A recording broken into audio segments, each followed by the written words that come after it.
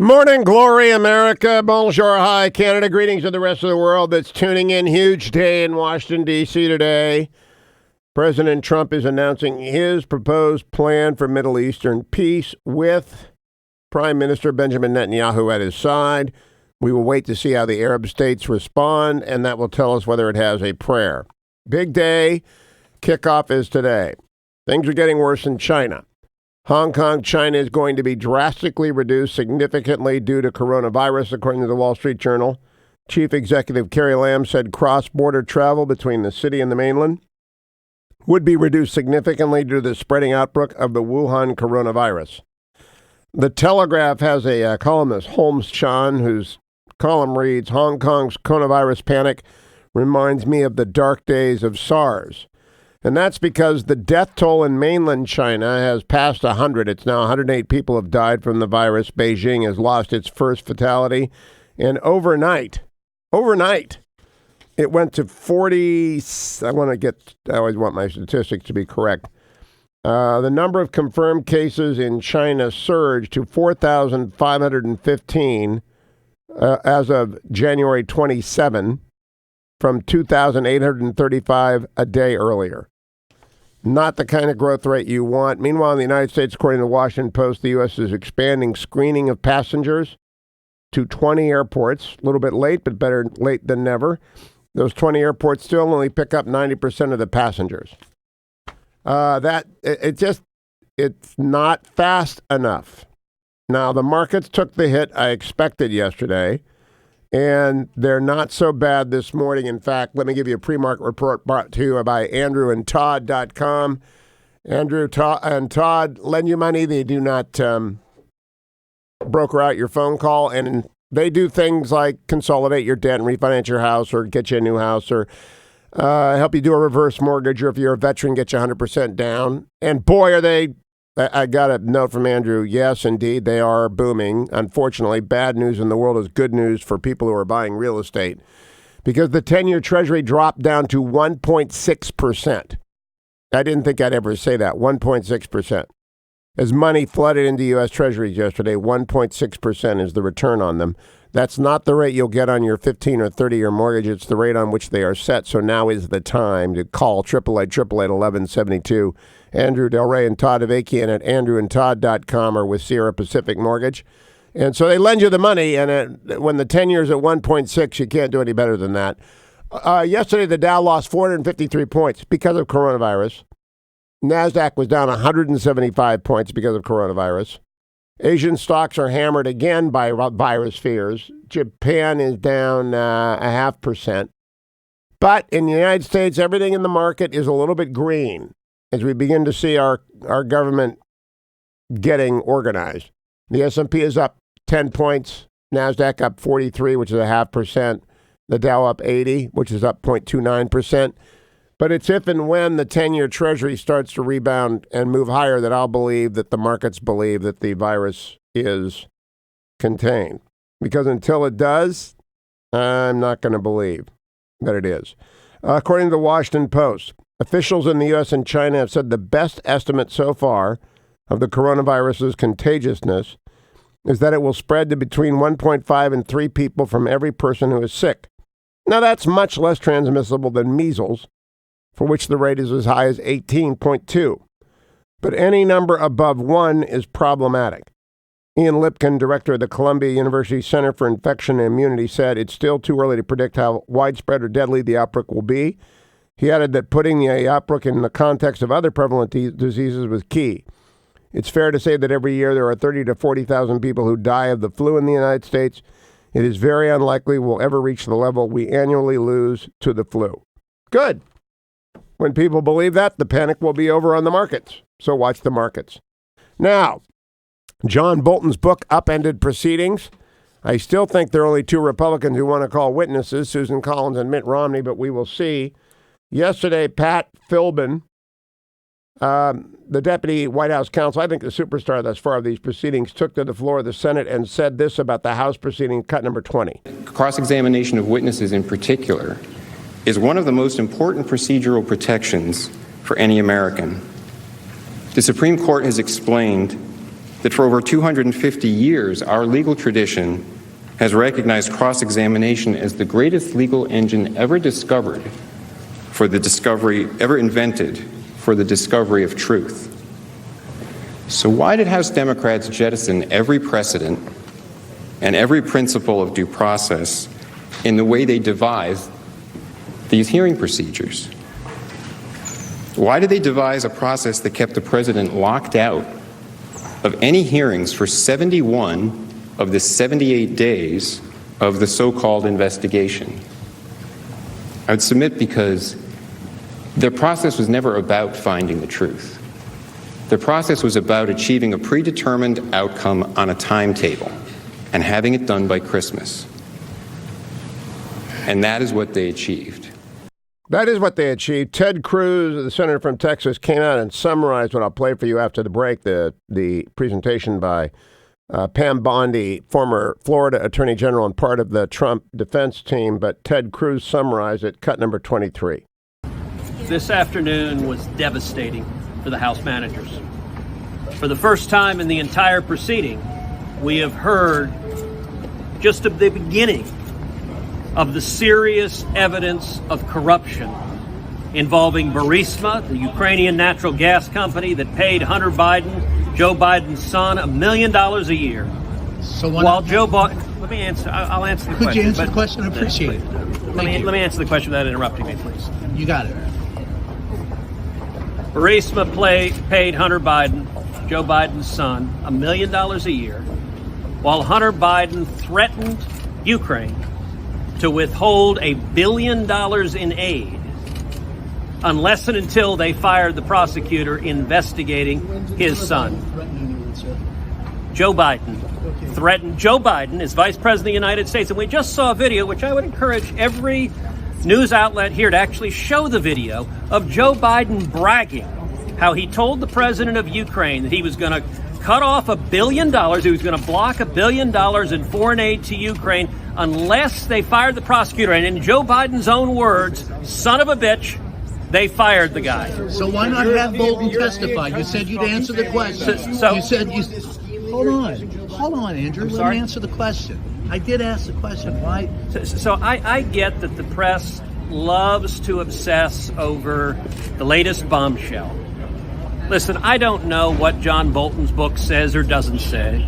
I've seen the New York Times coverage, but at the end of the day, it doesn't impact the legal issue before this Senate. The legal issue before this Senate is whether a president has the authority to investigate corruption. So the House managers built their entire case on the proposition that investigating Burisma corruption, investigating the Bidens for corruption was baseless and a sham.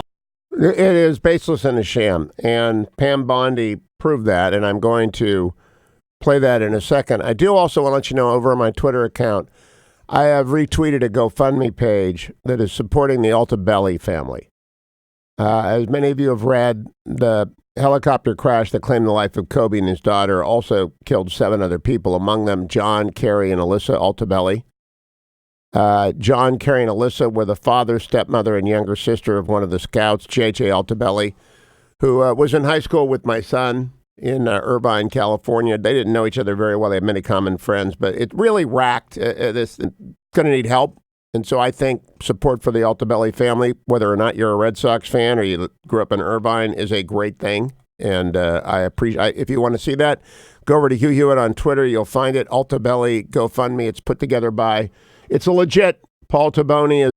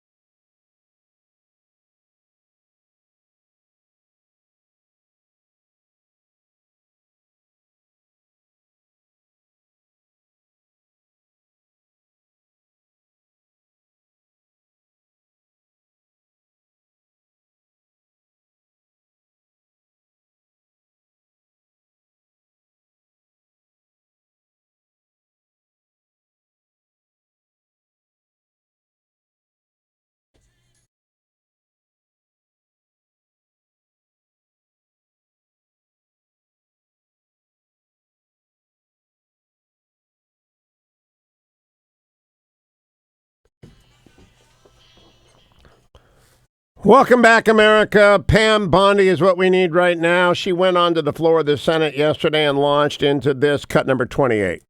In March 2014, the United Kingdom Serious Fraud Office opens a money laundering investigation into the oligarch Zlochevsky and his company Burisma.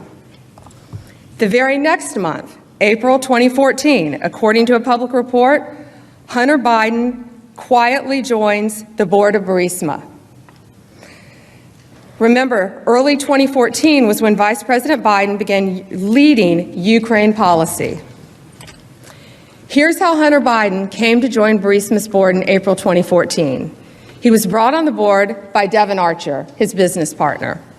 Devon Archer was college roommates with Chris Hines, stepson of Secretary of State John Kerry. All three men, Hunter Biden, Devon Archer, and Chris Hines, had all started an investment firm together. Public records show that April 16, 2014, Devon Archer meets with Vice President Biden at the White House. Just 2 days later, on April 18, 2014, is when Hunter Biden quietly joins Burisma, according to public reporting. Remember, this is just 1 month after the United Kingdom Serious Fraud Office opened a money laundering case into Burisma. Hunter Biden joins their board. And not only 10 days after Hunter Biden joins the board, British authorities seize $23 million in British bank accounts connected to the oligarch Zlochevsky, the owner of Burisma. Did Hunter Biden leave the board then? No. The British authorities also announced that it had started a criminal investigation into potential money laundering. Did Hunter Biden leave the board? No. What happened was then, only then, did the company choose to announce that Hunter Biden had joined the board after the assets of Burisma and his oligarch owner, Zlochevsky, were frozen and a criminal investigation had begun. She continued. Hunter Biden, cut number 29. the typical board member of these Fortune 100 companies, we know they're titans of their industry, they're highly qualified, and as such, they're well compensated. Even so, Hunter Biden was paid significantly more. This is how well he was compensated. So Hunter Biden is paid over $83,000 a month, while the average American family of four during that time, each year, made less than $54,000. And that's according to U.S. Census Bureau during that time.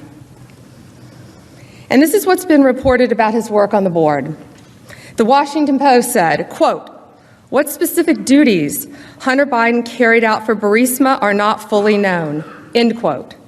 The New Yorker reported, quote, "Once or twice a year, he attended Burisma board meetings and energy forums that took place in Europe," end quote. When speaking with ABC News about his qualifications to be on Burisma's board, Hunter Biden didn't point to any of the usual qualifications of a board member. Hunter Biden had no experience in natural gas, no experience in the energy sector, no experience with Ukrainian regulatory affairs. As far as we know, he doesn't speak Ukrainian. So naturally, the media has asked questions about his board membership. Why was Hunter Biden on this board? If your last name wasn't Biden, do you think you would have been asked to be on the board of Burisma? I don't know. Probably not. That is, it gets worse for Hunter and Joe Biden and Pam Bondi. I think a lot of senators have to be thinking, we want this to go away. Because even if we do call John Bolton, they're going to call Hunter Biden. Maybe we should just call it a day. Stay tuned, America. It's the Hugh Hewitt Show.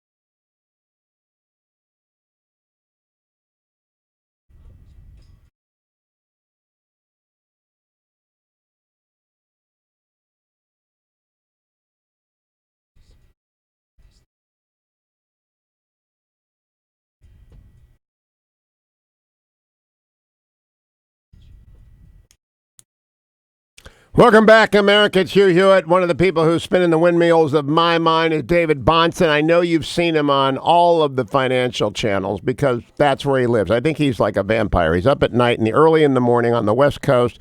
He manages over $2 billion in asset for his financial officer firm, where he's the chief investment officer of the Bahnsen Group. And he is also an author because he doesn't have enough to do on his time. His first book, a bestseller. His brand new book is about Elizabeth Warren. It's entitled Elizabeth Warren, How Her Presidency Would Destroy the Middle Class and the American Dream. David, good morning. Thank you for getting up early for us on the West Coast. Hugh, I was up 10 minutes earlier than normal. It was absolutely no big deal. Oh, well, to join you. I appreciate it. Before I dive into your book on Elizabeth Warren, How Her Presidency Would Destroy the Middle Class and the American Dream. Say the title 7 times, David. I have to take advantage of your financial expertise. Coronavirus shook the markets on Friday and Monday. It got worse overnight in China. What are you telling your clients? You got $2 billion to take care of. What are you telling your clients? It's really important that clients and everyone listening do the same thing right now, which is nothing. The reality is that we have moved down about 400 points after a 3,000-point move higher over the last few months. If it were not to the volatility coming out of the coronavirus scare, it could very well have been any number of other things. We've been through this many times. No panic selling, no panic buying. No panic selling. Come on, what's the fun of that, David Bahnsen? Yes, it's true. You do avoid the fun of regret when you follow this advice. Yeah, but I know when you follow this advice as well, it really hurts the radio show because actually coronavirus does have me scared to death. In China, I don't think it'll get very far in the United States because we've thrown up the barriers. But what do you think it's going to do to the GDP of China if they've shut down all mainland to Hong Kong travel, David? Yeah, no, I think that there will be that economic impact, but the difference is that versus SARS, let's say, in 2003, it's a palpable difference in the way that the Chinese authorities have responded, and I think that the motivations of the trading partners are very evident in this first week. You see South Korea with people on the ground. You see the United States cooperation. It's entirely likely that this thing will be out of the news much earlier than people think. It scares me as a health epidemic, but as far as an economic story, there's every capability of avoiding it getting into the technology supply chain export world out of China. Very good to hear that. Now let's talk about Elizabeth Warren, who is a real threat to our markets. I think Elizabeth Warren is actually, and Bernie Sanders together, represent a meteor strike on American capitalism. You sat down and wrote a book about Elizabeth Warren. Why did you write about her and not her and Bernie? Well, for one thing, in October, when I wrote the book, Warren was over 50% in the polls and Bernie was below 20% and had just had this thing that we call a heart attack. So the idea that a few months later, Warren would be gasping for air and Sanders would be surging was not exactly predictable. But it's funny, Hugh, I actually quote you in the introduction. I first talk about how our friend David Bossie made this movie on Hillary Clinton, and of course everyone thought it was obsolete because Barack Obama ended up getting the nomination, but lo and behold, we got the Citizens United case out of that. And I talked about your excellent book, A Mormon in the White House, where it ended up being that Mitt Romney was not going to be that candidate at that point in time, but of course became the candidate later, and there was a whole lot of issues in the book about the rights dealing with certain theological questions that became very important on the national stage. So my book may or may not be about the person who is the candidate in the Democratic Party. We'll know more in a couple weeks. But as you just said, the ideas that the book is about have no chance of going away anytime soon. And I think Warren and Sanders represent the energy of the Democratic Party, and we should find that frightening. Well, that's what I tell the people. The reason to read Elizabeth Warren by David Bahnsen, How Her Presidency Would Destroy the Middle Class and the American Dream, is that it is applicable to Elizabeth Warren. It is applicable to Bernie Sanders. I don't know if you think it's applicable to anybody else in the field that's left. Pete Buttigieg, maybe, not Joe Biden, honestly, sort of hapless. Michael Bloomberg definitely understands capitalism. You put Buttigieg in the Elizabeth Warren and Bernie Sanders category, David Bahnsen? No, but the point I make in the book is that it's not about the other candidates per se. It's about the energy of the entire movement that is progressive leftism. And you can see on that debate stage, ever since the primary started, the center of gravity has been pulled left by Warren and Sanders. And it's not just about spending. It's not just Medicare for all and the kind of this crazy social entitlement or that crazy spending program. It's about the ethos of progressivism and this doubling down on the idea that American life is a story about an oppressed and an oppressor. It's a faulty view of American life. It is Marxian to its core, and that is the influence that Sanders and Warren are having on the entire Democratic Party. Now, Iowa votes in 1 week. We're going to get some results finally in 1 week. We're going to test whether or not these deeply destructive ideas have sunk deep into the bedrock of the Democratic Party. In Elizabeth Warren, you're talking about her ideas. You're also talking about her. How did she come to be a radical? Because she is a radical, every bit as radical as Bernie Sanders. Yes, and one of the chapters in the book goes through her 2003 book, which I believe actually has some outstanding stuff in it. And what I don't do is say, oh, look at this Warren, she flip-flopped and became more leftist for political expediency, because I don't think so. I think it's worse. I don't know why everyone always thinks flip-flopping is the worst thing that can happen. Sometimes a genuine conversion to more radicalist ideology is worse.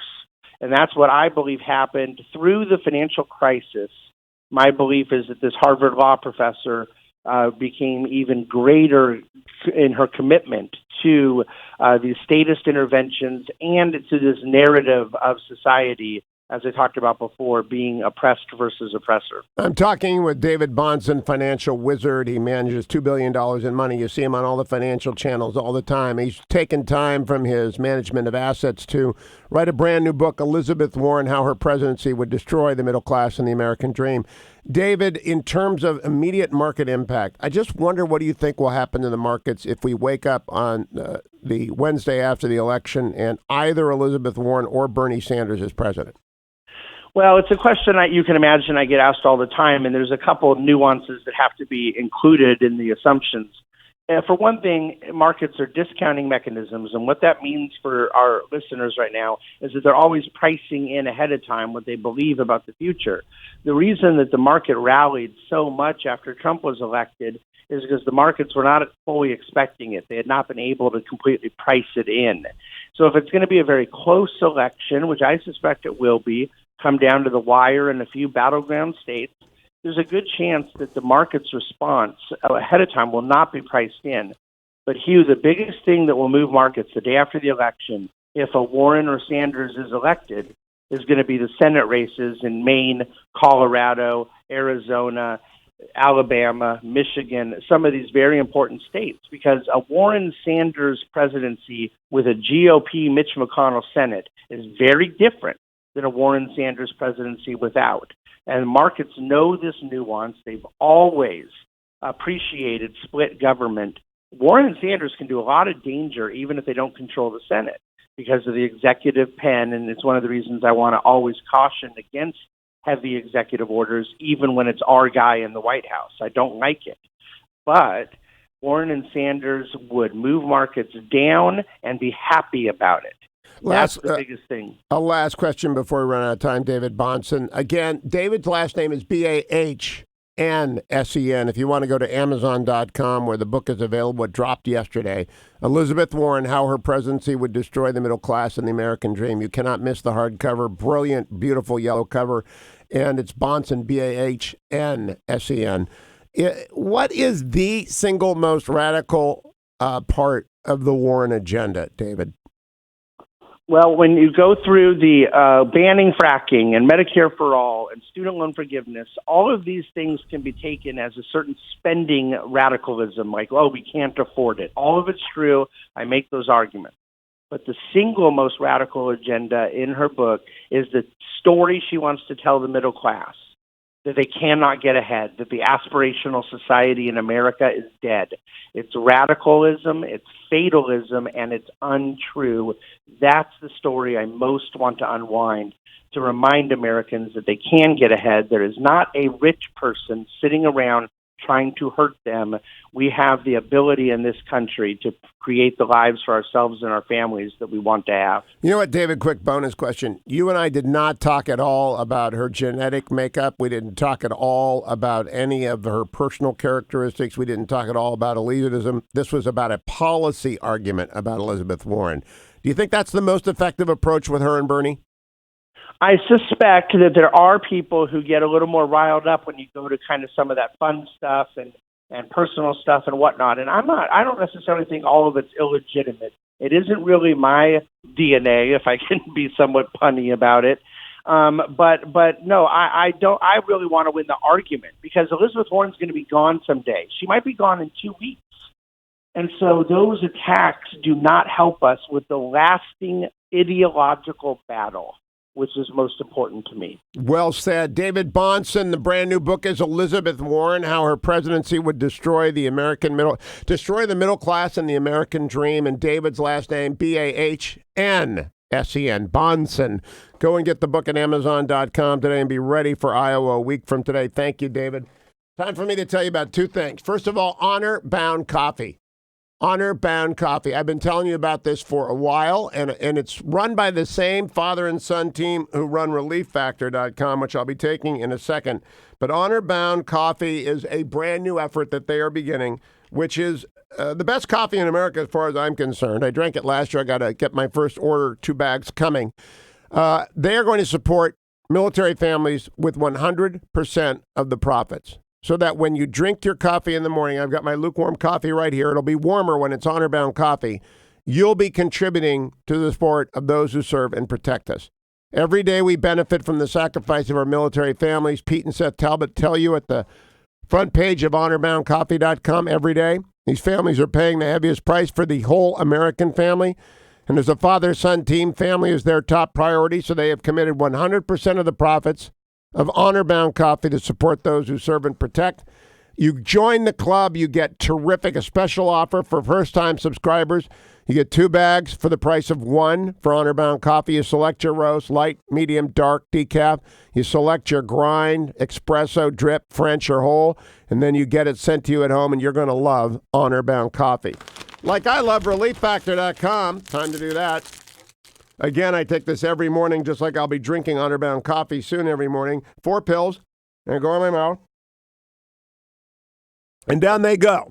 That's how easy they are to swallow. Icarian, curcumin, resveratrol, and omega. And those 4 supplements make it easier to go every morning out into the battle, every morning into the day that you've got ahead of you. If it's a long one, if it's a short one, if it's a hard one, if it's an easy one, no matter what. ReliefFactor.com makes it easier, because it supports the temporary relief of minor aches and pains without the over-counter anti-inflammatories, which I can't take for one, and you ought not to be taken, especially if you got acid reflux. Never, ever take those. Try ReliefFactor.com. Drucker is next. David M. Drucker. Don't go anywhere, America. It's the Hugh Hewitt Show.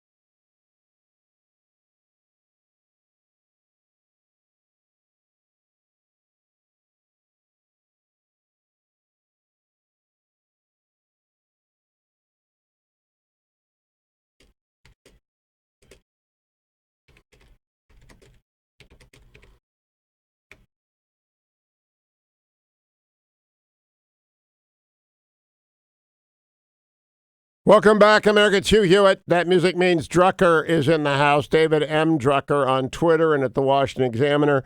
David, I was just scrolling down at desert cartoons at Cartoon Stock. I love desert cartoons. Two guys in a desert over a bottle of wine. One says the other was hoping for something a little less dry. Another guy showing up in an oasis in a desert with a camera and a sign that says no loitering. There are literally 180 of them, of desert cartoons and Far Side cartoons, things like that. I feel like I'm in a desert with impeachment. Do you? Well, yeah, to a degree I do. I mean, everybody's on all sides of every argument. It just depends on whatever suits them. And some of the cast of characters that we're seeing resurrected from 20 years ago, it's just surreal. I'm not even making a value judgment on whatever argument they're pitching. I'm just saying it's just all very surreal. Yeah, there's one of my favorite ones. Three people crawling in the desert. One that says water, water. The next one says bottled, bottled. The third one says flavored water, flavored water. Desert cartoons, it depends on where you sit, what you find funny. But after 5 days of this, it's all a blur. Where are we going? Well, we're going to an acquittal. I mean, that's why it's such a blur, and that's why it's just such a sort of tiresome exercise. Again, look, different people have different opinions on whether the president deserves to be impeached, removed, and the value of the arguments made by the prosecution and the defense. But we know one thing about this trial. It's going to end in acquittal. I mean, unless the sweet meteor of death, strikes us all and somehow turns it upside down, you're never, ever going to have 20 Republican votes for conviction. And I tend to think you're not going to have any by the time this thing is done. And so I think that's why you've seen both the prosecution and defense not bother speaking to the room so much as speaking to voters and trying to talk to the country in the way that they think best suits them. Maybe they're right, maybe they're wrong. But I see a lot of, true, commentary that is true that, well, that's not how you win over a senator, and that's not how you win over that senator, and they're annoying this one and that one. They're not going to win anybody over. So they might as well speak to the country, and, we're going to have 3-4 more days of this, unless they actually decide to extend this with witnesses, and then it'll finally be over. Now, it seems to me clear they don't get out of this with one witness named Bolton. There's either going to be 2 witnesses or 4 witnesses. And is there an appetite for that? And how long will that take if they go 2 to 4? Yeah, I tend to think there's not an appetite for that. I think you are right that the only way Bolton is called is if he's paired with somebody on the Republican wish list. And, the issue with that is, one, Democrats are not going to help them with the votes they need to make up for the Republican votes they might not get. There are different Republicans that might want to see different witnesses on that wish list, but not necessarily just anybody. And, I don't think there's a big enough appetite to do a Biden Bolton swap. And so I think ultimately what you're going to have is a discussion about witnesses, and probably there's a good chance you get a vote that says, okay, we're okay with calling witnesses, but then find me 51 votes for any particular witness. And I think that's where this thing runs aground. Now, I keep reading about how Senator Romney and Susan Collins are in favor of listening to John Bolton. And I believe that they're not going to move off of that. I don't see a third, and I really don't see a fourth. I do not see Senator Alexander. I could be completely wrong. I don't see him exiting the Senate, and he's in his last year, with a blow to the back of his buddy, Mitch McConnell, and they have been friends forever. Right. That I wrote about this last week, Hugh. The interesting thing about who we're handicapping for possible conviction or to join Democrats on witnesses, only one of them, Susan Collins, has a tough re-election race ahead of her. So you have 4 other Republicans that might be theoretically in trouble, depending on how things go, and 2 of those are definitely in trouble, even though they might win anyway. And they're not even considered possible defectors. And Lamar Alexander, and you're right about this, and this is important, yes, he marches to the beat of his own drum, but he has been friends with Mitch McConnell since they were both Senate aides in the 60s. And they've been friends for a long time. And McConnell really wants to wrap this up in a particular way.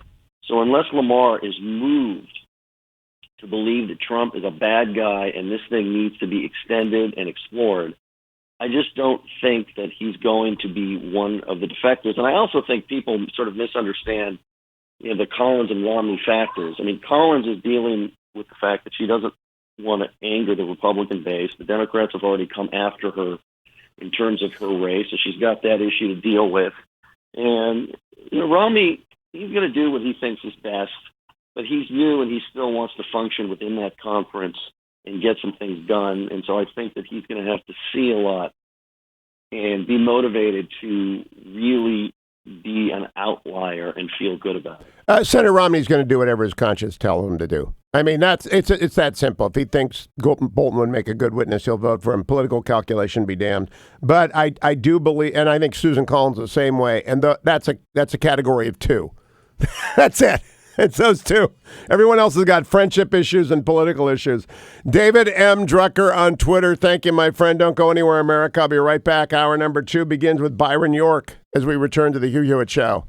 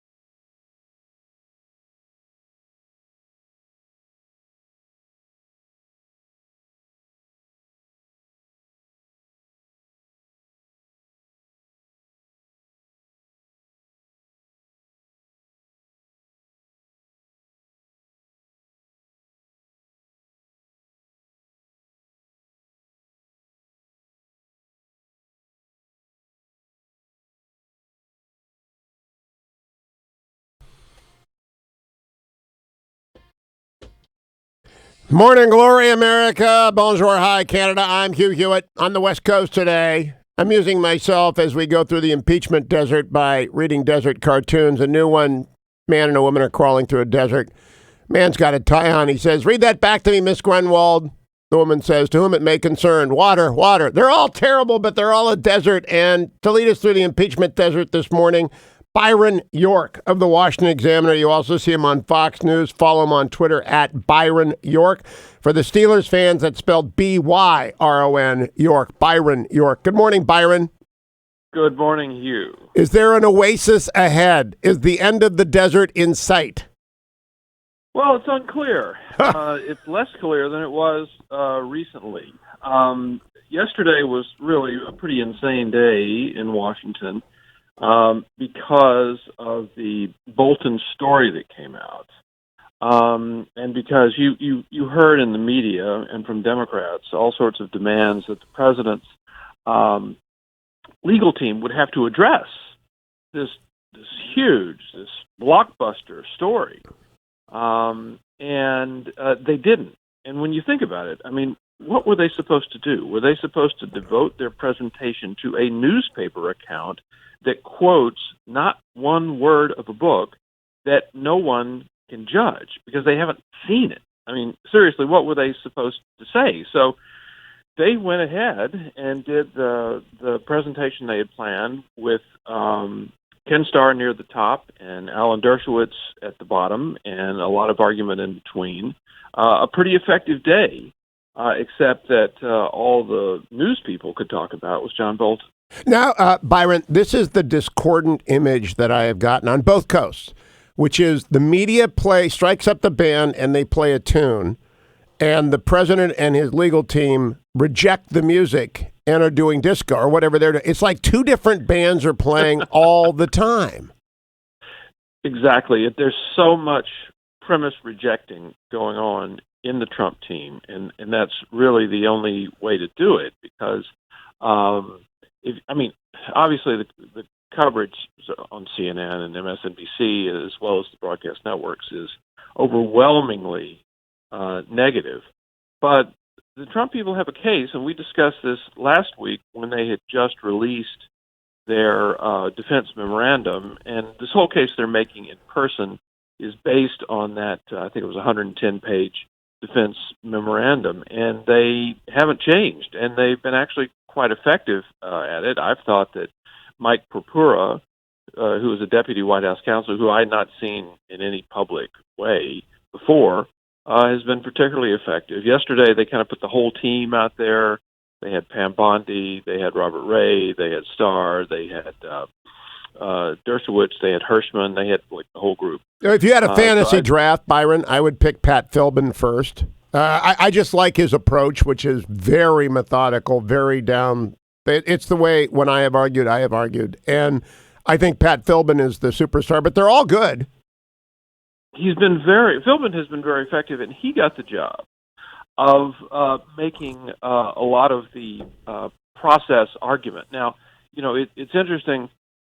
There have been so many Republican complaints about process during the House impeachment inquiry because there were so many complaints to be made. Yes. And so that many Democrats said, well, the president is arguing about process all the time because he has no case. There are no facts. Well, they do have a case. They have made a strong and long factual case, but that doesn't mean the procedural case is not still there. And Philbin has been the one who has made that, and I thought his presentation on Saturday was particularly effective, and also yesterday about, listen, the way the House did this overlooked or trod over basic rights the president should have. The process in the Senate was 78 days long, and for 71 of those days, the president was completely locked out, not allowed to have counsel or agency counsel or answer any of the things that were going on in the House. And just because after the work is done and they have a couple of really meaningless events, they asked the president to send a representative in the last 7 days, doesn't mean they did not ignore him. And shut him out in the substantive part of the inquiry, which was 71 of the 78 days. Now, Byron, for the 20 years I've been doing this show, on 4 previous occasions, we've had pandemic scares. H1N1, bird flu, MERS, SARS, and Ebola. I've always covered them because I read The Great Influenza, and I know at 100-year cycles, pandemics devastate the world. And I mean devastate, like 1918 to 1920, the Spanish flu, the Great Influenza. And so I'm paying attention right now very closely to coronavirus, and I know 108 people are dead in China, and we've got 5 cases in the United States. Actually, we're following 100-plus people. We got 20 airports on lockup. Does that break through the impeachment bubble that it's also disturbing markets? Or does a story like Kobe's death, which has rattled the West Coast where I am right now, and I think the world, do they break through the impeachment bubble that a lot of people just don't give a doggone what they're doing, that the world is focused elsewhere? What you're saying is Washington's obsession with impeachment impervious to any other event in the world. And I think for some people, it is. Actually, I was watching news programs yesterday morning, and at 9 a.m. Eastern Time, I tuned to Fox, the Ed Henry and Sandra Smith show now. I wanted to see what they led with, and they, I thought, very, very properly led with Kobe Bryant, because, yesterday morning it was still very fresh news to a lot of people, and it's a story that meant a lot to a lot of Americans. Yep. So it to me, it was the lead story, and then they went to impeachment. But most the other news organizations, which were stuck sort of in the Washington, New York axis, of course, led with John Bolton, because there was an account of what John Bolton wrote, although we don't know a single word of it. That was the big news. So I think for the rest of the world, of course. Byron, I've explained bigger than this. I explained to people on the West Coast, where I was talking to a group of people on Saturday. D.C. is kind of a church of its own. MSNBC is kind of a church of its own, where the Pope is Rachel. But if there's a Pope in D.C., it's going to be, well, you can figure out who the Pope is. It's not the president. And so the church of D.C. is worshiping an impeachment. And I just don't think the American people care, especially since we know how it ends. Well, we have multiple reports over many months from the Democratic campaign trail that there's just not a lot of interest among voters, and this is in Iowa, where you have very liberal voters, where Bernie Sanders is doing very well.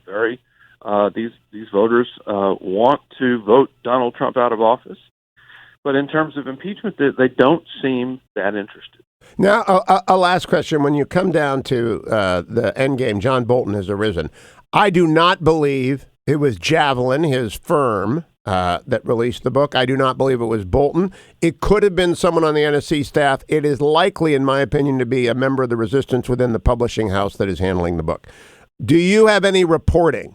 Because it does not make sense to leak a book right now when it is at least 6 weeks away from publication.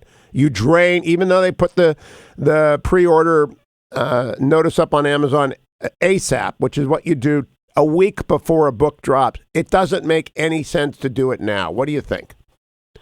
Well, the New York Times reported in its original report that Bolton had sent the manuscript to close associates. Now, the Bolton people denied that and said that the ambassador had sent it to the proper person at the White House and nobody else, period. So that report is disputed at the moment. But if what the New York Times report is accurate, then it could be anybody. It could be all over the place. As you know, there are lots of possible sources of leaks. But my position is it's out there now, and it has obviously increased pressure, Democratic pressure, to call Bolton as a witness. But we have to see the book now. This has completely changed the nature of the Senate trial, and the book should be made public immediately. And it is a problem that there are financial considerations involved in the decision-making for this, both with Bolton and Simon & Schuster. This is not ideally the way... Oh, it will destroy the value of the book. Should work. It will destroy the value of the book. I'm sorry, here we are. This is a huge part that the public needs to know. And if he testifies, they have to have the book because you have to look at the book versus his written account. How interesting. Byron York, always a pleasure to talk to you, my friend. Keep coming back. See you on Fox. Follow him on Twitter at Byron York, Byron York. If you want to know the latest on impeachment, that's where you go. Come right back here. More Pam Bondi when I return to the Hugh Hewitt Show.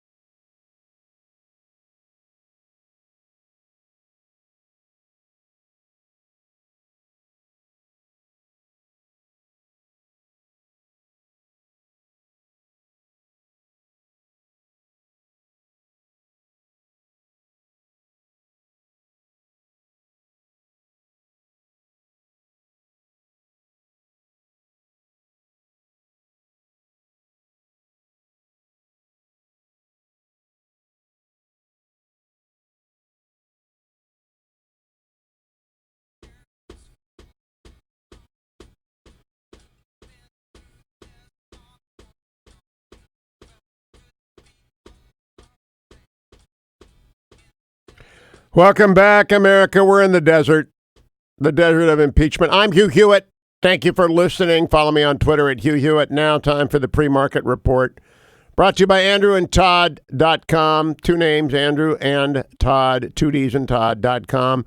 They're with Sierra Pacific Mortgage. They are lenders. They lend you money. If you want to consolidate your debt, you want to get cash out of your house, they'll refinance your house. You want to buy a property, they got a terrific list of brokers. Gerard up in the Palos Villard East Peninsula, Gordon Wood out in Alexandria, Virginia. Wherever you are, you go to AndrewandTodd.com. They'll give you a broker. They'll find you a financial advisor, and they'll lend you money. Or you can call them at 888-888-1172. Interest rates falling. 1.6% on the 10-year Treasury means low interest rates on the 15 and the 30-year. Not what you will get. You won't get 1.6%, but you'll be in the threes. Now's the time to do it. Talk this weekend with another individual to become a non-occupying co-borrower with their son. And it's the best thing in the world you can do for a kid. Sign on the dotted line with them, help them get into a condo, a townhouse, something like that. Get their real estate future started at these rates. AndrewandTodd.com. I'm looking at CNN Business. It says worries over the Wuhan coronavirus caused further steep drops on markets in Asia on Tuesday. South Korea's index, KOSPI, shed 3.1% during its first day of trading following the Lunar New Year. Japan's index did not close for the holiday, slumped to 0.6%. But in the United States, futures have turned green after a big sell-off yesterday. The Dow was down 453 points yesterday. The NASDAQ was off 175. The S&P down 50. Everything is green this morning. S&P is up 10. The NASDAQ is up 50. The Dow is up 80. As people begin to listen to David Bahnsen, who was my guest last hour, no panic selling, no panic buying. Just wait and see. Even though 108 people are dead in China and Hong Kong has curtailed inflow from mainland. And the mainland have a big problem. They're up to 108 deaths, 4,500 cases. I'm looking at the Guardian. Coronavirus Foreign Office finalizing plans to evacuate Britons. In fact, the United States is chartering a plane that will bring Americans from Wuhan to Alaska, where they'll be screened, then to Ontario Airport, California, where they'll be screened again, and then they will be tracked. We still not know where patients A, B, C, D, and E in the United States came or when they arrived. I cannot figure out the CDC, but we're watching it, and we're watching markets. In the meantime, go to AndrewandTodd.com, 888-888-1172. Also, let's go back. Pam Bondi talking yesterday on the floor of the Senate about Hunter Biden and Burisma. Cut number 30. Again, the appointment of the vice president's son to a Ukrainian oil board looks nepotistic at best, nefarious at worst. And the media didn't stop asking questions here. It kept going. Here's ABC. You have to fight the cancer of corruption. But then something strange happens. Just 3 weeks later, a Ukrainian natural gas company, Burisma, accused of corruption, appoints Hunter Biden, seen here in their promotional videos, to their board of directors, paying his firm more than $1 million a year. It went on. Pam Bondi said this, cut number 31. This is all while Hunter Biden sat on Burisma's board. Did Hunter Biden stop working for Burisma? No. Did Vice President Biden stop leading the Obama administration's foreign policy efforts in Ukraine? No. In the meantime, Vice President Biden is still at the forefront of the U.S.-Ukraine policy. He pledges $1 billion loan guarantee to Ukraine, contingent on its progress in rooting out corruption. Around the same time of the $1 billion announcement, other people raised the issue of a conflict. It is unbelievable. She continues on with this, and I will continue on with Pam Bondi's testimony and then reaction to it. If John Bolton is called, Hunter Biden will be called. That's my bottom line. I don't know that anyone has the appetite for one or both of them, and they're not going to vote for one without getting the other. It's going to be that deal, and I think there ought to be four. If you get to be first mover, if Democrats want John Bolton, then the president's team gets Hunter Biden, and they also get the right to request the first mover on the second one. We'll see. We'll see. We'll see. Don't go anywhere. More coming up, America. You are listening to The Hugh Hewitt Show. All the news you must have, the analysis you need right here on The Hugh Hewitt Show.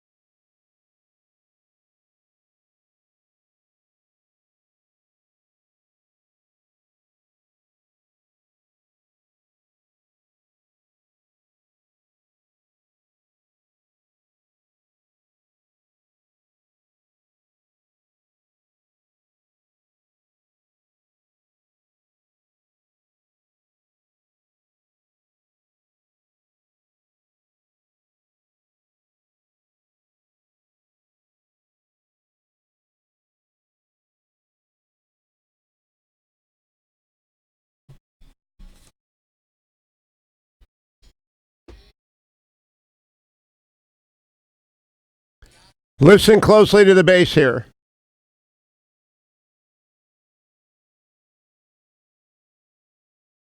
I have always preferred this set. Welcome back. I'm Hugh Hewitt.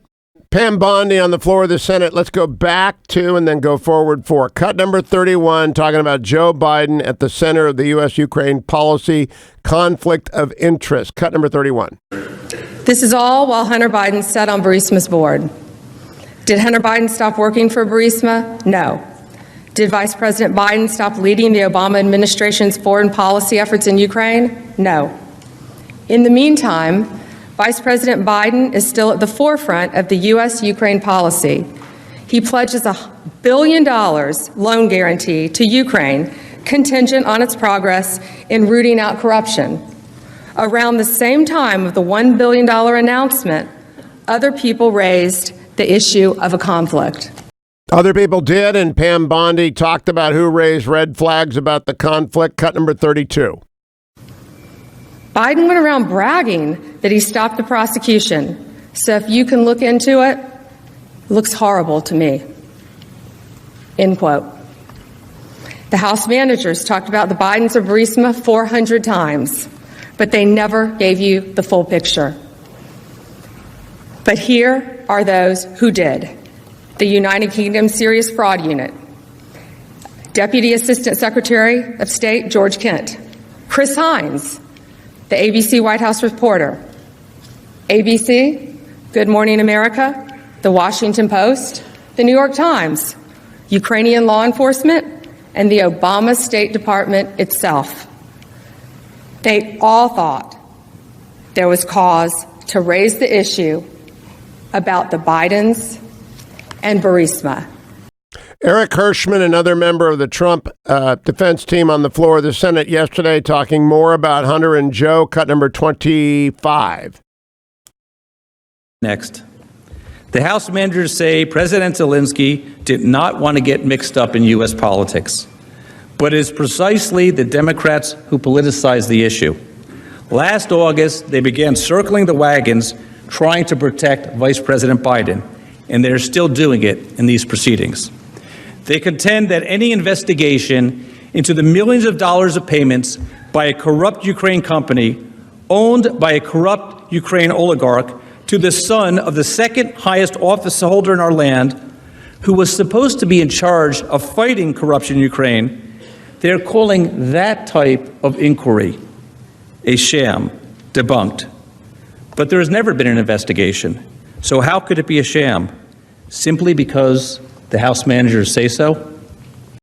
Eric Hirschman went on to blast manager Schiff's now legendary fake news reading of Donald Trump's actual transcript of the conversation with Zelensky. Cut 26. But remember the fake transcript that manager Schiff read when he was before the Intelligence Committee? His mob, gangster-like fake rendition of the call? Well, I prosecuted organized crime for years. The type of description of what goes on, what House Manager Schiff tried to create for the American people, is completely detached from reality. It is as if we were supposed to believe that mobsters would invite people they do not know into an organized crime meeting to sit around and take notes to establish the corrupt intent. Manager Schiff, our jobs as prosecutors, and I know you were one, would have been a lot easier if that were how it worked. Think about what he is saying. Think about the manager's position, that our president decided, with corrupt intent, to shake down, in their words, another foreign leader, and he decided to do it in front of everyone in a documented conversation, in the presence of people he did not even know, just so he can get this personal benefit, and that was not in our country's interest. The logic is flawed. It is completely illogical, because that is not what happened. And that is why Manager Schiff ran away from the actual transcript. That is why he created his own fake conversation. Now, I rarely use a lot of media commentary because I'm here to give you the analysis you need. But yesterday, CNN's panel had to react to all this conversation about Hunter. And I want you to hear some of it. Here's John King, good guy, good reporter on CNN yesterday, cut number 33. However, this is a test for Biden because his son was, as many people in Washington are, a consultant who, if his name was Hunter Smith or Hunter Doe, might not have had the access that he had. How big of an issue? This, so far, from what everybody has done in terms of reporting, they've not uncovered anything that looks actually illegal. But it looks like that old standard definition of Washington, what's legal is really what's troubling to people. So he got hired, got put on the board of this gas company, and as you said, if his name was Hunter Walker, would he have done so? And so that doesn't look good in this moment of where Democrats... Ian Bremmer is the guest. He continues. Ian Bremmer is he's been a guest on this show before. Man of the left, but very smart about international affairs, cut 34. Biden does have a problem here, by the way. I mean, I have to say, $50,000 a month for Hunter Biden, clearly to be selling influence, because otherwise no one would ever pay him that kind of money for a company that frankly was pretty corrupt and has been before and has been since under And is that Joe Biden's fault or problem? No, but it's hard to imagine Joe Biden wasn't aware of it. And I think that I expect that President Obama, if he had known about the reality of this situation, would have probably told Biden, get rid of this. Like, we shouldn't have your son working in this situation. That would have cost him something. And I feel like even if maybe Biden wasn't aware, but Biden should have been aware that would cause an issue for him. How many of you people don't know what your children do for a living? Really, how many of you don't know where they're getting their money from? Adam Entous is a New Yorker writer, definitely a man of the left, on CNN yesterday with Poppy Harlow, cut number 35. And all of those questions, as your report started coming into the Obama administration in the second term around 2014, around the time that he joins the board of this Ukrainian gas company, Burisma. The New York Times, at least, Adam, has reported that Hunter Biden was paid somewhere around $50,000 a month for his work. Do we know that to be factual? And also, if it is, can you tell us what he did for this company? What did that work entail? Yeah. So initially, one of his partners actually was put on the board, a guy named Devin Archer, and Devin Archer then brought Hunter in, Hunter was working as an of counsel for a law firm, and the idea was that Devin wanted to see if Archer could work with this board, this new board, international board of directors for Burisma, to put together a kind of a governance plan that would help the company appeal to Western investors. And so that's how Hunter sort of initially gets involved. He doesn't tell his father anything about it, per the don't ask, don't tell policy that goes back to when he first got into the business world. And he eventually was offered this position. The $50,000 a month, I've been told the same thing, but I was also told that it kind of depended on the month. Some months he was actually working more as a lawyer for them, and he got paid more, and other months he got paid less. But nonetheless, it was a sizable chunk of change that he was receiving. He really had no substantial Ukraine experience. He had no Ukraine experience and no substantial experience in the energy sector at that stage in his career. And so, the suspicion was among people who worked for Joe Biden and some State Department and White House officials this was an effort on the part of Burisma to curry favor. But it's so stinky. It just is. I want to do the real news. The president, Jared Kushner, and others in the administration, Ambassador Friedman and others, have been working with the Israelis and Arab states for years to prepare a peace plan proposal. Benjamin Netanyahu at the White House yesterday said this about Donald Trump and the peace plan, cut number 10.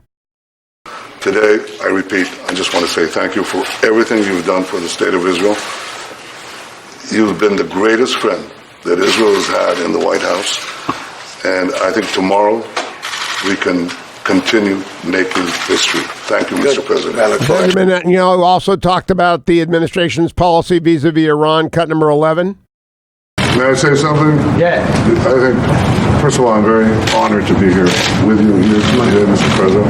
And I look forward to making history with you tomorrow. And I think we'll talk about the plan. I'll talk about the plan the vision of peace, which is historic, the president has put forward tomorrow. Today, I just want to say 2 words. Thank you. Thank you for everything you've done for Israel, for recognizing Jerusalem as Israel's capital, for moving your embassy there, for recognizing our sovereignty in the Golan Heights, for recognizing our rights in Judea, Samaria, the heartland of our biblical homeland, for the unprecedented security and intelligence cooperation between our 2 countries. I think, Mr. President, the list of your support for Israel, the things you've done for Israel since you've become president is very long, but the bottom line is short. You have made our alliance stronger than ever. And I look forward in the coming years to make it even stronger with a historic defense treaty that will anchor our alliance for generations. One last thing, which I think is important. This is International Holocaust Remembrance Day. And on this day, I'm proud to stand here as the Prime Minister of the one and only Jewish state and thank you for confronting the most anti-Semitic regime on the planet. When you came into office, Iran was on the march. Because of your leadership, Iran is now on the run. You've withdrawn from the dangerous nuclear deal. You slapped on tremendous sanctions. You have, 2 weeks ago, you've taken out the most dangerous terrorist on the planet. All those who seek peace, all those who want to fight terrorism, should thank you, Mr. President, for your bold decisions and your bold actions. And on behalf of the State of Israel, I want to thank you for everything you've done for Israel, for confronting Iran, and for your extraordinary decisions, your friendship, and your leadership. Iran was on the march. Now Iran is on the run.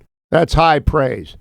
Let me tell you about Honor Bound Coffee, supporting military families with 100% of their profits. What are you doing when you drink coffee every morning? You do what I do.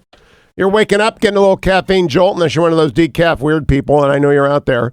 Honor Bound Coffee has decaf as well. Honor Bound Coffee is committed to putting 100% of their profits, 100%, into the support of military families. They are beginning with the Semper Fi Fund at my recommendation.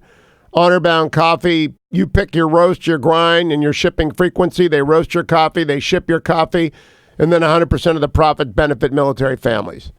They have a special offer for first-time subscribers. You buy 2 bags for the price of 1. They're so confident you're going to love their premium coffee that they're going to give you 2 bags for the price of 1. You pick your light roast, medium roast, dark roast, or decaf. You pick espresso grind, drip grind, French press, or whole bean. Select your quantity, and then you order. HonorBoundCoffee.com. I'm going to be drinking it every day like I take Relief Factor every day. There you go. ReliefFactor.com. Are you looking at it? It is what I took in the first hour. I tell you about it every time at this. If you're getting in the car for a long commute, it's 4:45 on the West Coast, 7:45 on the East Coast. Millions of you are going to get in your car this morning, and you're not going to feel great about it. You dread that commute, especially if it's cold, especially if you're in Minnesota cold listening on AM 1280, and not only is your car cold, your back hurts. You might even like putting your back on that cold leather. But if you don't, ReliefFactor.com is free. If you were taking it every day, you'd feel better. Support for the temporary relief of minor aches and pains. It comes in the North Carolina blue bag, lime green edges, best design product. It works. Give it a try and come right back. Senator Tom Cotton joins me next on the Hugh Hewitt Show.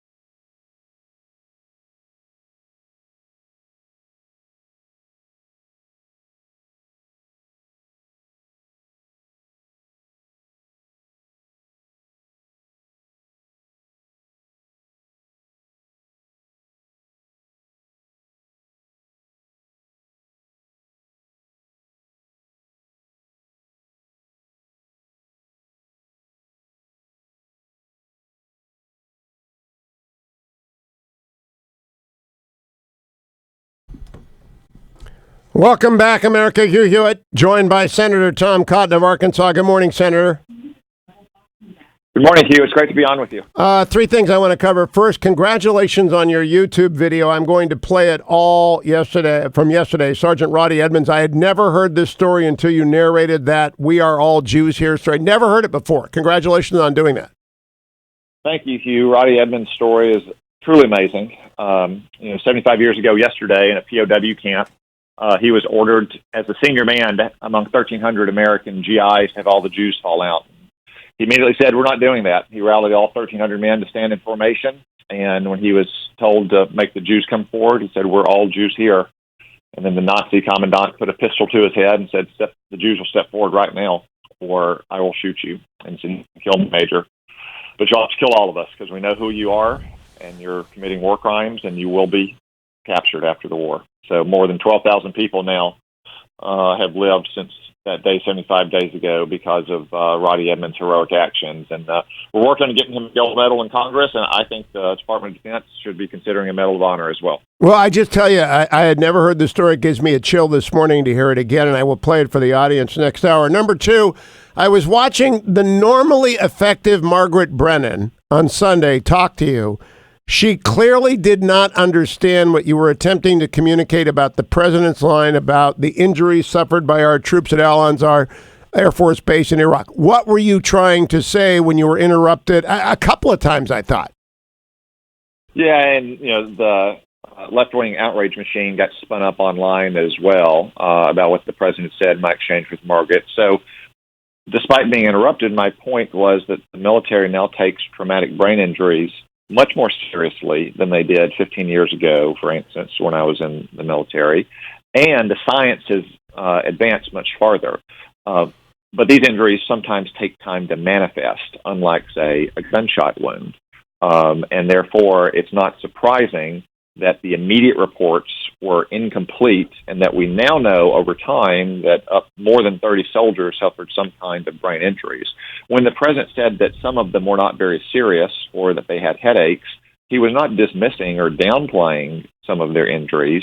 He was thankfully describing their injuries. These are soldiers who, yes, did have some kind of mild head injury, but have since recovered and they have been returned to duty. Others have been moved on to Germany and still others to the United States for further observation. But I think we should all simply pray that all of their injuries turn out to be fully recoverable and they don't have any lasting effects. But in the meantime, rather than spin up the outrage machine at Donald Trump, the outrage should be directed at the people who caused the injuries in the first place, the Ayatollahs. Yes, it's the very people who are so outraged at Donald Trump who don't have any outrage left to spare for our adversaries.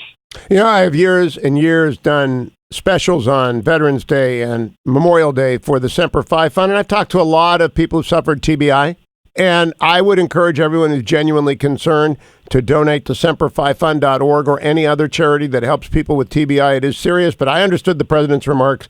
I don't think the professional left wants to understand that, and I also don't think that a lot of them give a damn about these young men and women who have TBI. I really don't. But that's my opinion, not asking you about that. I'd like your opinion on whether or not we're going to have witnesses called in this impeachment trial. Hugh, based on my conversations with senators over the last few days, it's still too early to say. The president's lawyers will conclude their case today, and then we'll have time for questions on Wednesday and Thursday. If it's anything like the Clinton trial, there will be a lot of questions. There were more than 100 questions asked in the Clinton trial. So I think there's still a lot of issues to be aired before senators make up their mind on that question, which will probably, Hugh, be decided sometime on Friday. Can you imagine John Bolton being called without at least one witness from the president's list of witnesses being called? No, Hugh, I certainly can't imagine that. And your listeners should know that the Friday vote is simply a threshold vote. So the Friday vote will be asking, shall it be in order to consider motions to call witnesses or request documents? And then after that, if we get past that threshold, there could be an avalanche of motions. So it's not as if there's much way to control the motions that are being made. So if we vote to get past that threshold, obviously the Democrats have said they want to subpoena John Bolton and Mick Mulvaney and some others, where we're going to call Joe Biden and Hunter Biden and the whistleblower and Adam Schiff and Adam Schiff's aide who collaborated with the whistleblower. So if we cross that threshold, the Democrats need to understand that it's going to be both sides getting witnesses, not just one side. Now, and to conclude, Senator, with 30 seconds left, will we be done by this time next week?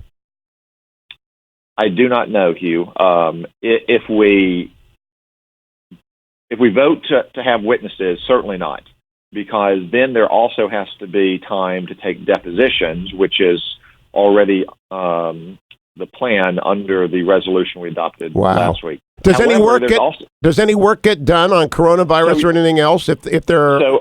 Well, Hugh, I certainly hope so, because I think in a year people may be looking back from this time and talking about coronavirus more than this impeachment trial. But yes, during depositions or litigation, the Senate should go back into legislative business, as happened in 1999.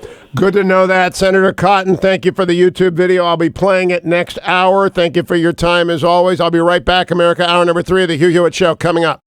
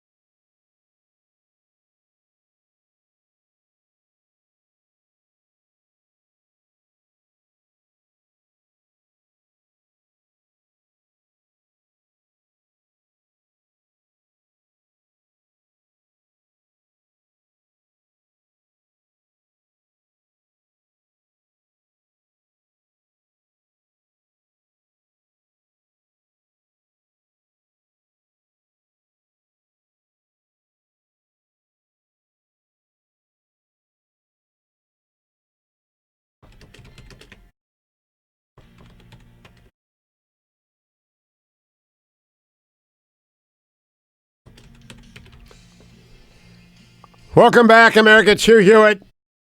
I have just been reading the updates from Jerusalem where coronavirus has now arrived in Jerusalem and a couple of cases in Jerusalem as it continues to spread. 108 people are dead across the world, but 2 new cases. Actually, several Israelis, according to Jerusalem Post, have been hospitalized in Sheba and Sorovsky medical centers with the suspicion they may have caught the virus. They had recently returned from China. We'll continue to bring you updates on that as the death toll passes 100 in China. I am joined this morning in this hour by Representative Debbie Lesko of Arizona's 8th Congressional District. You can follow her at Rep. D. Lesko, Lesko. She is among the president's defense team from the House. Representative Lesko, welcome back to the Hugh Hewitt Show.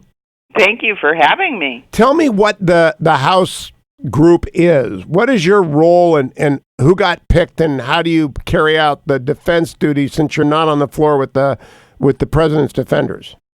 Yeah, there's 8 of us from the U.S. House of Representatives that were selected by the White House and President Trump to serve on his impeachment defense team. And our major role thus far has been to communicate the message that President Trump has done nothing impeachable and that the Democrats in the House of Representatives has not proven their case. And that's the overall message we go to. I've been on different media, such as yourself, but also locally in Arizona. I have talked to different groups, different media outlets, and then, of course, in the breaks in the Senate trial, we talk to media as well. So far, that's been my major role. Now, there may be more of a role that takes place when the senators start asking questions, perhaps questions about what exactly happened in the House, those type of things. Now, talk to me a little bit, Congresswoman Lesko, about the Bolton book revelation. How did that impact your defense? Well, it didn't impact my defense at all because the evidence that has been presented by the House did not even come close to proving an impeachable offense. And the timing of this is very suspect. Same thing that happened during the Kavanaugh case. Somebody leaks out something that I guess is opposed to President Trump or maybe to try to influence a book sale. I'm not sure in this case.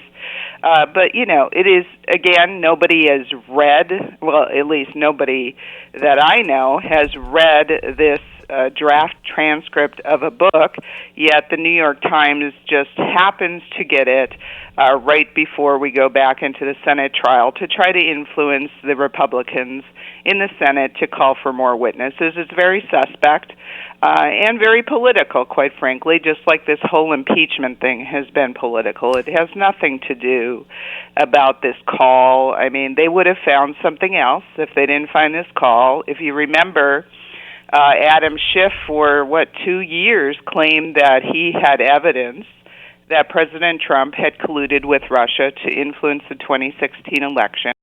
When the Robert Mueller special counsel report came out, they determined that was not accurate and that he had been spreading falsities for 2 years. And then when that didn't work, they switched to obstruction of justice. Remember, during the Robert Mueller report thing, they put up all kinds of slides saying there was 10 articles or 10 instances of obstruction of justice. That flopped. Then they happened upon this call.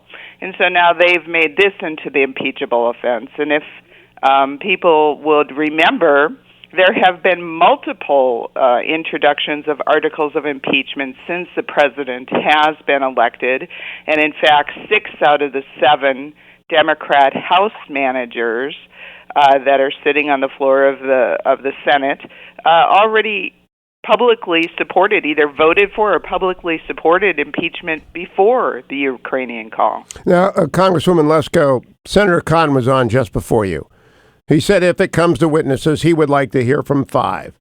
The whistleblower, Representative Schiff's assistant who spoke with the whistleblower first, and both Bidens. I understand the Democrats want to hear from Bolton. Would you tell me as a matter of just record, did the Republicans request any of the 5, the whistleblower, Schiff's assistant, or both Bidens during the House proceedings? The answer is yes. I know for sure that they requested Schiff. They requested Hunter Biden, if my memory serves me. I don't know if they requested Hunter Biden's assistance. I'd have to look. I'm sorry, it was Adam Schiff's assistant who spoke with the whistleblower. That's who Tom Cotton wanted.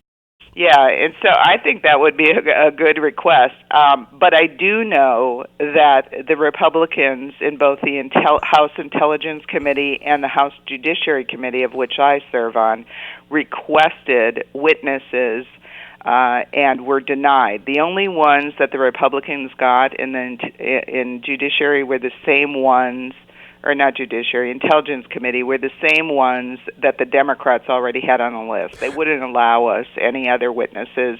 And so to me, it's very hypocritical when the Democrats now, who decided not to call witnesses, they could have subpoenaed John Bolton. They chose not to. Now they go over to the Senate and say, oh my goodness, this would be a cover-up if we didn't hear from John Bolton. I mean, that's very disingenuous since they didn't bother. So the Democrats, in the House. I just wanted to make sure on the record as well, the Democrats did not call John Bolton in either the Intel Committee or the Judiciary Committee. They chose not to subpoena him. I think they requested him, and then when he said no, they just gave up on it. They didn't bother to follow through and go forward with the subpoena. So the predicate for all of this debate this week, which will occur on Friday and Saturday, is that the House Republicans requested at least the whistleblower, Adam Schiff, and Hunter Biden, I believe. I don't know if you requested the vice president. At least 3 that were turned down, you did not get.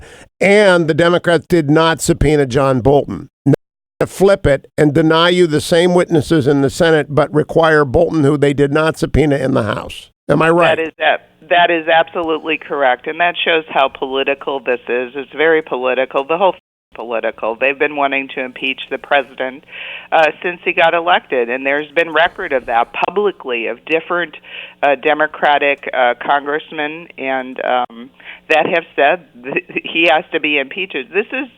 All this is really, quite frankly, is an attempt to influence the 2020 election. I mean, think about it. You had to rush, the Pelosi and Schiff and Nadler had to rush through these articles of impeachment before getting subpoenas for witnesses that they claim they now need before Christmas, because they said it was a national security risk if we didn't rush through it and do these articles of impeachment before Christmas. Then Nancy Pelosi sits on it for 33 days, which kind of undercuts her whole urgency of national security. And now they claim that they need these witnesses or the Republicans are doing a cover-up. I mean, how ridiculous is that? Unfortunately, unlike your radio show, most of the media just buys into this Democrat stuff, and most of America just hears a one-sided story. They're not covering a lot of Trump legal team's talking points. All they're talking about when I go out is asking questions about Bolton and why can't we talk to Bolton. I mean, they're using totally the Democrats' talking points, and so it's a little lopsided in the media. Representative Debbie Lesko, keep coming back. I appreciate it very much. Follow her on Twitter at Rep D Lesko, part of the President's Defense Team from the House, and she is very good at it. Thank you, Congresswoman from Arizona's 8th Congressional District. Time for me to do a market update brought to you by Birch Gold Group. You can always reach Birch Gold Group at hughgold.com. And a lot of you have decided, Hewitt's pretty smart. I should have bought some gold. If you want to buy bullion, you got to buy at least $5,000 worth from Birch Gold. You call 800-434-GOLD, 800-434-GOLD, or go to hughgold.com. Good place to have it. If coronavirus gets crazy, it will go up. I hope it doesn't. I hope it just goes up gradually as one expects it to do with inflation. Gold is trading this morning at $1,572 an ounce, up significantly from when I started telling you about buying gold 3 months ago, but down a little bit this morning, so an entry point is good. The 10-year Treasury is at 1.6%. The market looks good after a sell-off yesterday because of coronavirus. The Dow was down 450 points. The NASDAQ was off 175. The S&P down 51. Well, U.S. stock futures are up right now, up 21 points on the S&P. That's 0.66%. NASDAQ up a healthy 78 points. That's 0.87%. The Dow up 146 points at the half a point. Recovering from their shock over coronavirus, even though it continues to spread around the world, and we'll bring you more news about that. But in the meantime, head to Birch Gold Group if you want to buy some gold, 800-434-GOLD, 800-434-GOLD, or go to hughgold.com. Again, they're only if you want to buy $5,000 or more. That's what makes sense. But if you do that, they'll send along a free silver coin you can give to one of your kids and show them the importance of diversifying into precious metals while you get your gold and put it in your safety deposit box. Don't go anywhere, America. It's the Hugh Hewitt Show.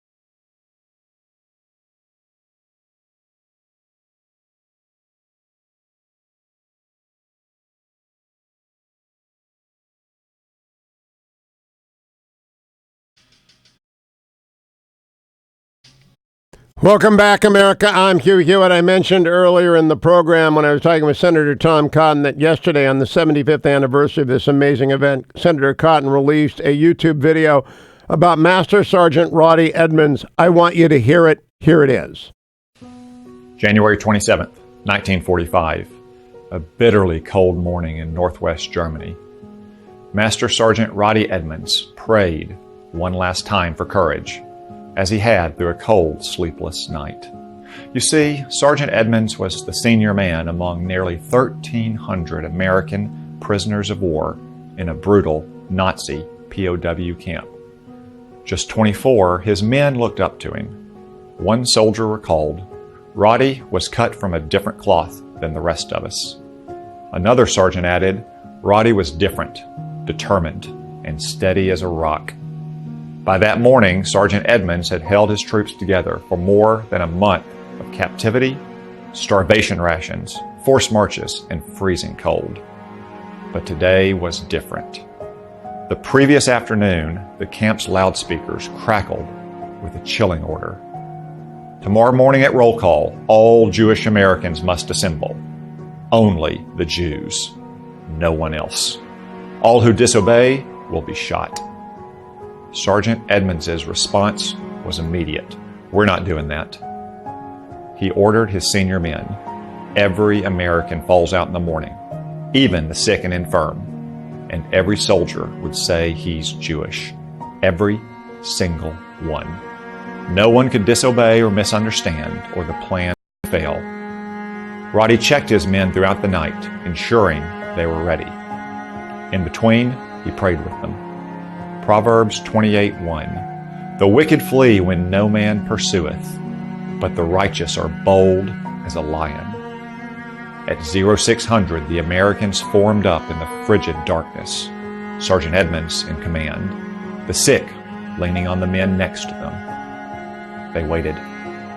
A Nazi major approached, astonished.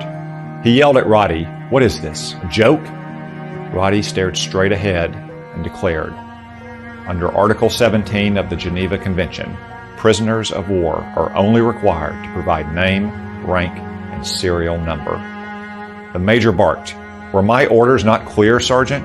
Only the Jews were to fall out."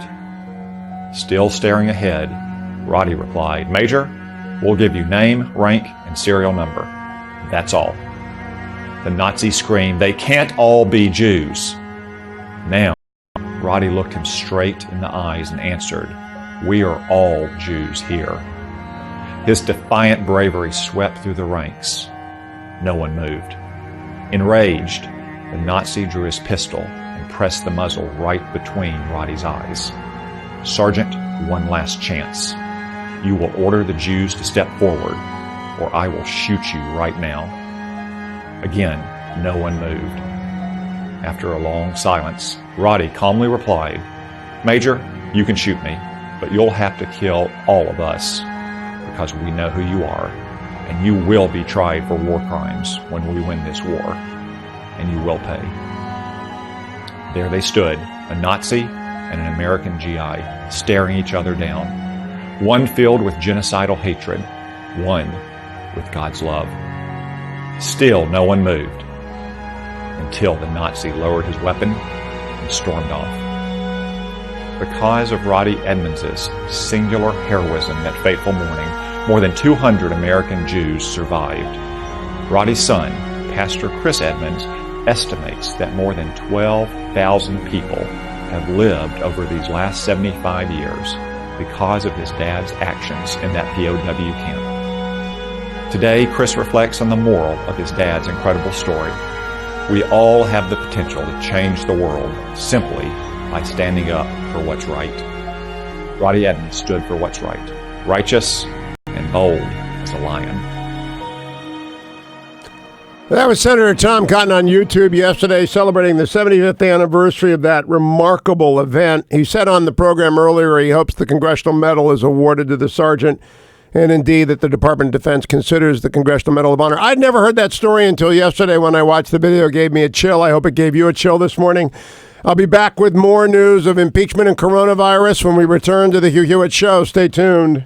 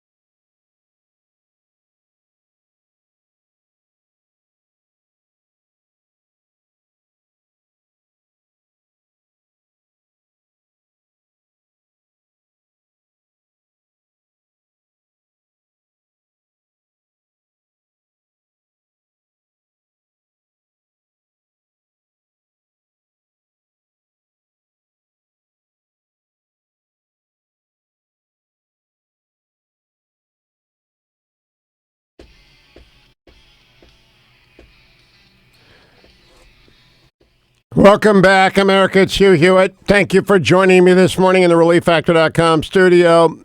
In just the last 22 minutes, news of the coronavirus got significantly more interesting. In Japan, there was reported the first case of coronavirus not related to Wuhan travel. That means domestic transmission. 11 minutes ago, Taiwan reported the same thing. The first case of domestic coronavirus transmission, one now in Japan, one now in Taiwan. The significance of that? Well, I'll ask our expert. Colonel Randall Larson, United States Air Force retired, is the National Security Advisor at the Johns Hopkins Center for Health Security and a senior fellow at the Homeland Security Policy Institute at George Washington University. He is my friend, Jim Tallent's go-to guy. He told me to get the Colonel. And good morning, Colonel. Great to have you on the Hugh Hewitt Show. Good morning, Hugh. What is the significance of domestic transmission of coronavirus in Japan and Taiwan? Okay, the Chinese Director of Public Health said 2 days ago that there was human-to-human transmission. The Center for Disease Control in the United States said they couldn't confirm it yet, but it certainly sounds like that's what we're seeing now. People have returned from China carrying this disease and then gave it to someone in their home country, Taiwan and Japan, which means that this is eerily similar to two exercises we did at Johns Hopkins University Center for Health Security. Senator Jim Talent played in one in May of 2018. We recently did one in New York City in October of 2019, and that one was eerily similar to what we're seeing right now. It starts with just a handful of cases in a few countries where a coronavirus did a genetic shift, and all of a sudden it went from animals to humans. And first reports in these exercises were, there's only 6 or 7 countries that have it, a handful of people. But with geometric progression, how quickly within a week or two that can spread. The exercise we did in New York City last October was focused on the economic consequences of a pandemic. This has all the elements of that. In the exercise we did, 65 million people eventually died in an 18-month period. And the global economy took an enormous downturn because people become afraid to move around. They don't go to work. It's a very serious potential. Doesn't mean it's going to happen that way, but everybody in the healthcare industry is very concerned about which way this could go. Now, Colonel Larson, in the model that you did, both this year's and last year's, or last year's and 2018's, did the governments get up and running with their interventions, and do you believe the United States has begun an adequate amount of intervention and public transmission and transparency as to where the patients are and how they entered the country? Basically, no. You remember how it was in 2014 with Ebola? There was so much confusion and information put out. Hospitals were not prepared for it. We did not have enough isolation wards. In 2014, when Ebola came to the United States, I think it was 6 cases, we only had 100 adequate isolation beds in the entire United States. That number is not significantly higher today. Now we cannot do just-in-time response. We are not prepared today. It can't be, we're just going to spend a lot of money today. This is something you have to prepare for years in advance, and Senator Talent firmly believes that. He's worked in this field now for 6 to 7 years looking at our public health as a national security issue. You can't just wait till there's a pandemic and then start spending money. Now, Colonel Larson, I've been asking one question over and over again. There are 5 confirmed cases of Wuhan coronavirus in the United States. 2 are in Southern California, where I'm talking to you from this morning. I am curious, is it incumbent upon the government to tell us the flights upon which those individuals traveled, their ports of entry, and any public movements they might have had? Not the names. I don't want to know their names. I don't want to know their hospitals. I don't want panic. I just want people to self-monitor and report if they get sick. Absolutely. Transparency is one of the most important things.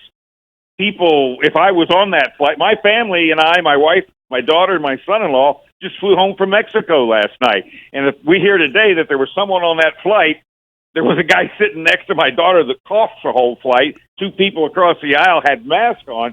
If somebody gets sick on that airplane, I should know. My family should know. And the other thing, Hugh, if you're sick, it's this American culture we have. I'm going to go to work even though I'm sick. If this thing really starts spreading and you get these symptoms, which are like a common cold, it starts with a dry cough, a little bit of fever, don't go to work if you're sick. Yeah. That is the best thing citizens can do to prevent a large-scale pandemic. So, Colonel, as you watch the progression of coronavirus, and again, the domestic transmission reported this hour in Japan, the domestic transmission reported in Taiwan are major milestones because it means that someone who left China gave it to someone inside those countries who had not been to China, which who knows what that means.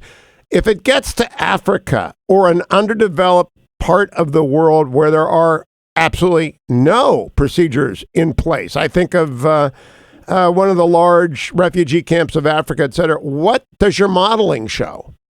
Well, in both exercises, 2018, 2019, the countries that were worst hurt were those third world countries where the public health infrastructure basically does not exist. Governments tend not to communicate to the population with honest facts. There's no transparency. And I will tell you, in the past, in some of the flu pandemics, China did not release all the information they should have. I think there was concern that tourists will stop going to China if they release it in some of the previous flu pandemics.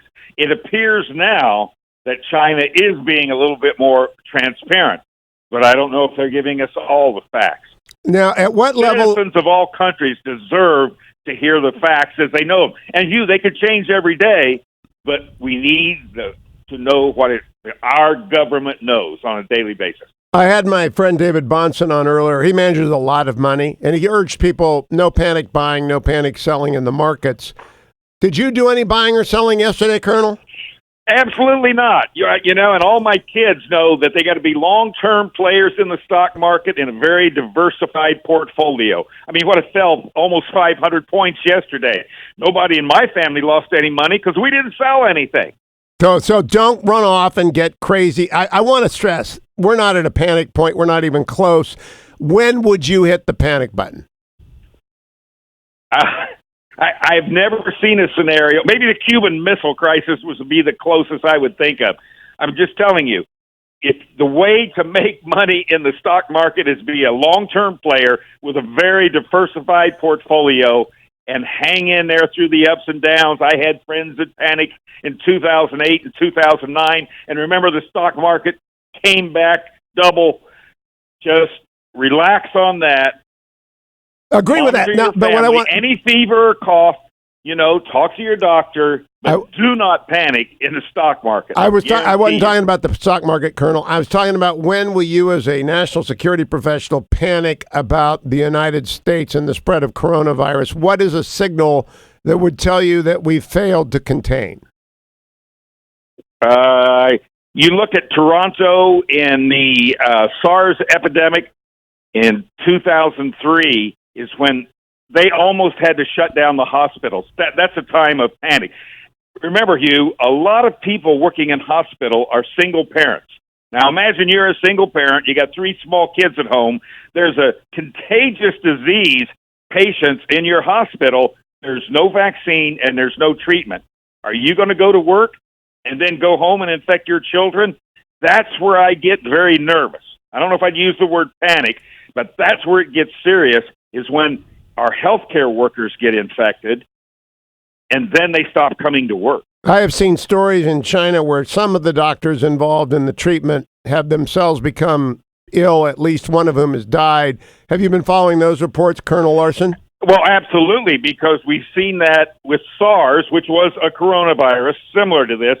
SARS, back in 2003, it was the healthcare workers that were primarily infected. Now, Hugh, there's one big factor here we have not seen yet. How contagious is this? Some diseases are incredibly contagious, like measles, which is why the vaccine is very important. If I'm in a hotel room and I have measles and I'm there for a day and then I leave, you come into that hotel room 3 hours later, you can get measles. Wow. That's incredibly contagious. SARS, thankfully, was not very contagious. Primarily the people that were infected were the family members who were caring for sick people and medical personnel at hospitals. We don't know yet. Nobody knows how contagious this is. How easy is it to get it? How do we not know that? The real key. Why don't we know that? It's been a week. Why don't we know that? A week's not enough to gather all the information. You can't do a blood test and determine how contagious any disease is. It's how many times, how do we track it back? How the epidemiologists say, John Smith got it from Betty White. That those cases in Japan now, believe me, the epidemiologists is going to be tracking it. And the other key is if it's primarily healthcare workers are getting sick, that's an indication it's not very contagious like SARS.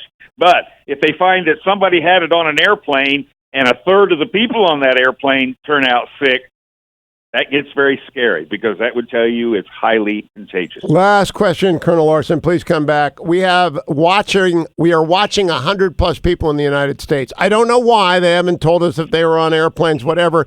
And we are bringing a plane load of people first to Alaska, then to Ontario, California from Wuhan. They'll be screened at both places. If the incubation period is 10 days to 2 weeks, will that actually tell us anything? What are you going to do with those people when you get back to Ontario, California? For instance, last night, if they would have quarantined our flight when we landed in Houston, what are they going to do? Put us in isolation somewhere for 2 weeks? How about my daughter and son-in-law? They're nurses. They got to get back to a hospital. Who's going to pay them? Well, the government's putting them in a place for 2 weeks. It's easy when we bring military troops home and we think they've been, we just put them up here at Fort Hood, fine, they get paid, whatever. But there's so many legal issues about how you would quarantine or isolate those people that we're bringing out of Wuhan. Who's going to pay for them? Who's going to care for their kids that may be here?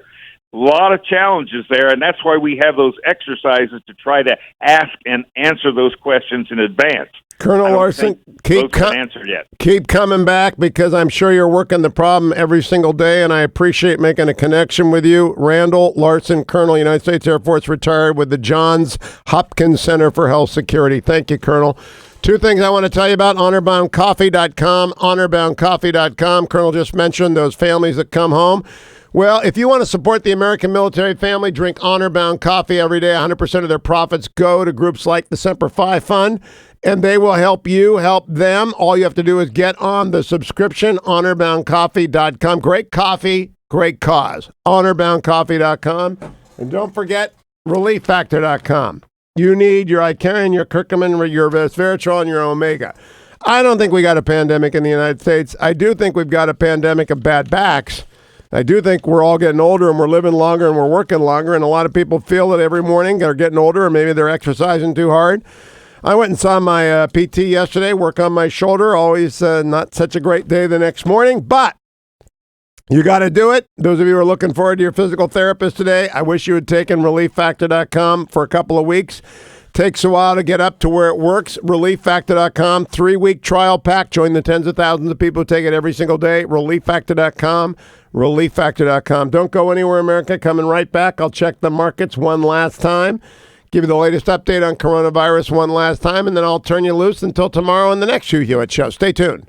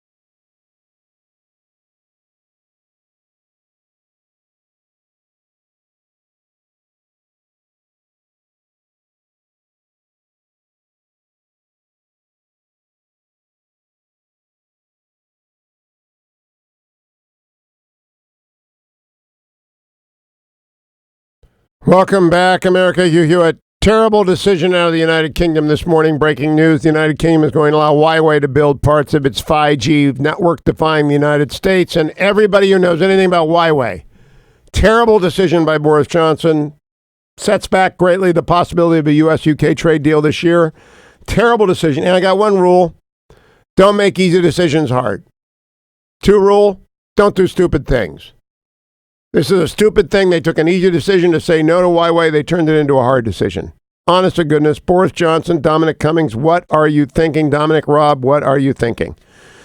Let's check the markets to see what coronavirus is doing. I expected a relief rally today, and it's occurring. Brought to you by AndrewandTodd.com. That's Andrew Del Rey, Todd Avakian. Together they are AndrewandTodd.com. You can find them at AndrewandTodd.com. Answer a couple of questions. Online, they'll be right back to you with the best move you can make with your mortgage. Refinance it, lower the monthly costs, get cash out of your house, consolidate debt, pay taxes, whatever it is. You do it at AndrewandTodd.com. They're with Sierra Pacific Mortgage. They lend money. They don't refer you to lenders. They are a lender. 888-888-1172. To talk to Todd or Andrew today or one of their team, 888-888-1172. You will get the best service possible in America from people you can trust and people I've known for, in the case of Andrew, 2 decades. In the case of Todd, 7 years now. Trust them. I get funny emails from their clients all the time about what wonderful guys they are, and I know that. That's why they're sponsors on the show.